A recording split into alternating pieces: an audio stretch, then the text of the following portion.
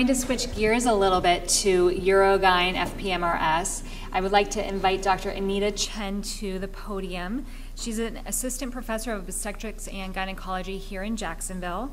She is also the associate fellowship director for the minimally invasive gynecologic surgery fellowship here.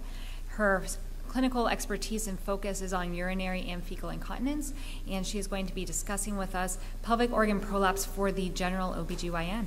Dr. Chen. Thank you, Dr. Wasson. Good morning, and a big thank you to the course directors for inviting me to speak this morning. I have no disclosures, and over the next 21 minutes, we're going to talk about the clinical manifestations of pelvic organ prolapse, review and select management options with a focus on pessary therapy. So pelvic organ prolapse is a common condition for women, and by the age of 80, almost 13% of women will require surgical intervention for their prolapse and/or incontinence, and up to a third of those women will need repeat surgery for recurrences. So I think we're all familiar with the risk factors for prolapse, but I want to call your attention to two factors that can be modified and probably should be addressed at well-woman visits. And those include obesity and chronic constipation.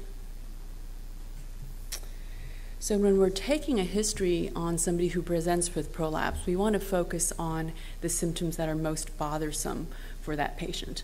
And we know that prolapse can cause bladder symptoms, need for digitation, visible or palpable vaginal bulge, and also bowel symptoms.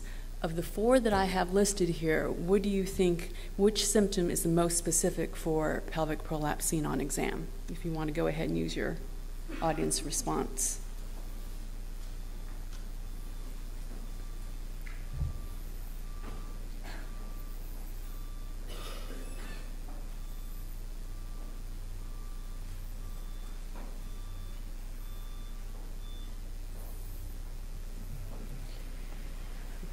Very good. C, which is, or number 3, which is vaginal bulge that the patient can see or palpate. So I guess I'm done because I think everybody in here has this. But I made some good videos, so I have to keep going. But I want everybody to remember that not all vaginal bulging and pelvic pressure is prolapse.